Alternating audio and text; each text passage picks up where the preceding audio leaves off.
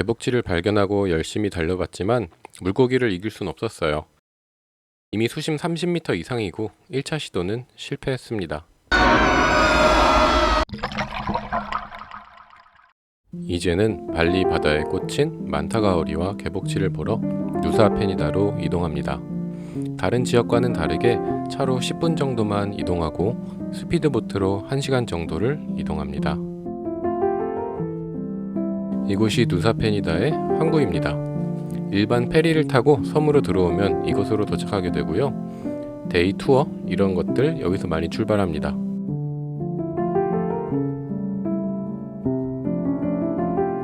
건너편에는 뚫람벤에서 봤던 아궁산도 보이네요.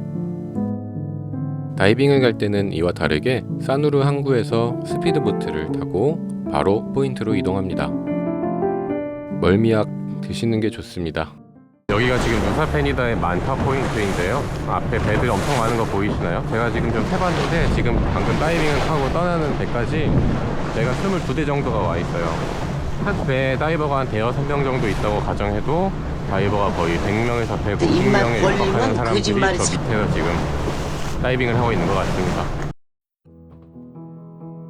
사람이 많은 포인트답게 들어오자마자 눈에 띕니다. 습관적으로 주워버렸어요. 사람이 많기는 정말 많아요. 만타가 한 마리 나타나면 어디서 소문을 들었는지 사람들이 달려옵니다. 정말 신기하더라고요. 그래도 그만큼 만타가 많기는 해서 계속 사방에서 나타나 줍니다. 비수기에 오면 참 좋을 것 같은데 여기 비수기가 있는지 모르겠네요.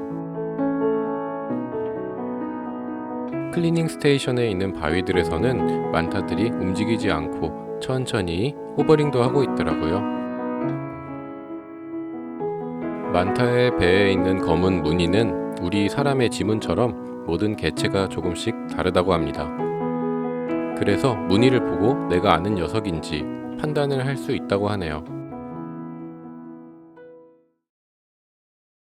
만타를 적당히 보고 조금 외해 쪽으로 이동하다 보면 이런 고트피쉬들도 곳곳에 많이 보이고요. 조금 더 깊이 이동하면 스네퍼들도 많이 있습니다.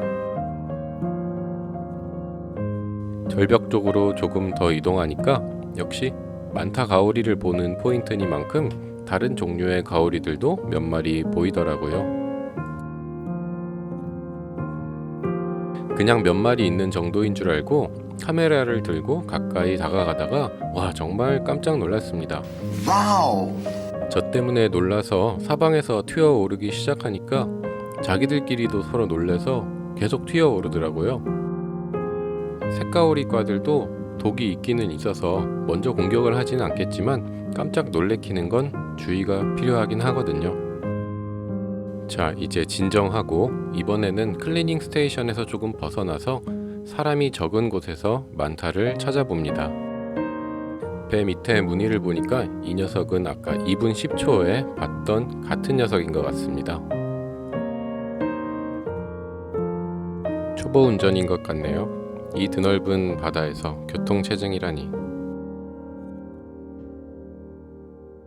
생각보다 정말 만타 가오리들이 끝없이 왔다 갔다 하기 때문에 여기에 오셔서 만타를 못 볼까봐 걱정하실 필요는 전혀 없을 것 같습니다. 이제 충분히 봤으므로 아쉬움을 뒤로하고 상승을 시작합니다. 이제 개복치를 보러 가야겠죠? 이곳은 크리스탈 베이인데요. 이곳에도 배들이 그득그득합니다. Maybe Wawan try to go to find it. Formula after that we try to find it, they show it, and then we go to watch it. Okay?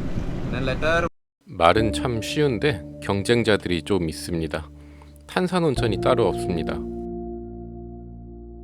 그 와중에 제가 개복치를 발견하고 달려가 봅니다. 하지만 도저히 따라잡을 수가 없습니다. 안녕히 계세요, 여러분. 포기했습니다. 그래도 2차 시도에는 성공해서 가까이서 볼 수 있었는데요. 잠깐 보여주더니만 또 금방 깊은 곳으로 도망가 버렸습니다. 그래서 이번에는 전술을 바꿔봤습니다. 제가 깊은 외해 쪽으로 돌아가서 개복치의 도주로를 차단하려고 시도해 보았습니다. 성공일까요? 일단 도망은 가지 않고 있습니다. 짧은 순간뿐이 허락해주지 않으니 빨리 찍어야 한다는 마음이 급합니다. 지속광은 괜찮은데 스트로브는 쓰지 말도록 권고하고 있더라고요. 제가 길을 막고 있어서 도망을 안 가는 것처럼 보일 수도 있지만 그냥 개복치가 안 가는 거였던 것 같습니다. 앞이 막혀 있으니까 위로 돌아서 도망가네요. 엄청나게 빠릅니다. 자세히 보시면 배너피쉬랑 엔젤피쉬들이 개복치를 둘러싸고 개복치 표면에 있는 기생충이랑 각질들을 클리닝을 해주고 있습니다.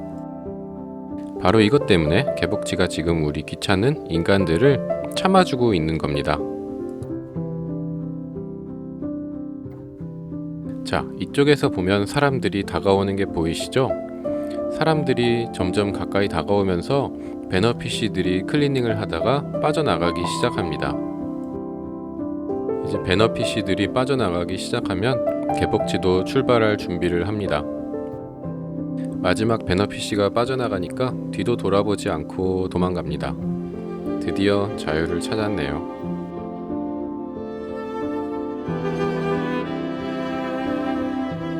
크리스탈 베이는 꼭 개복치가 아니더라도 크리스탈이란 이름만큼 시야도 좋은 편이며 그 자체로도 나쁘진 않습니다. 다만 개복치를 구경하면서 깊은 수심에 오래 머물다 보니 남은 시간이 짧아서 크리스탈 베이 자체를 즐기기는 어렵습니다. 사람들이 개복치에게만 관심이 있고 자기는 쳐다보지도 않으니까 밖에 나와서 쉬던 문어가 제가 다가가니까 정말 당황하는 것 같아요. 이제는 마지막으로 섬을 크게 돌아서 누사페니다의 북쪽 해안으로 이동합니다. 누사페니다의 북쪽 해안에는 SD 포인트 및 PED 포인트 등이 있는데요. 보이시나요? 이곳은 조류가 강하여 드리프트를 즐기는 지역입니다. 공기방울이 휘어지며 올라가는 것 보이시죠? 조류를 거슬러 올라가는 끝없는 물고기 떼도 보실 수 있고요. 발리에서는 드물게 끝없이 펼쳐진 산호밭을 볼 수 있는 곳이기도 합니다. 정말 황홀한 풍경입니다. 산호밭이 있으면 어김없이 따라오는 담셀류와 안티아스들의 유형도 매우 아름답습니다. 다만 조류가 너무 강해서 뭘 예쁜 걸 찍고 싶어도 마음대로 찍어지지가 않는 게 조금 아쉬웠습니다. 이렇게 발리의 인기 지역들을 둘러보았고요. 이제 일상으로 돌아갈 때가 되었습니다. 다음 여행은 언제일지 벌써 달력을 들추고 있네요.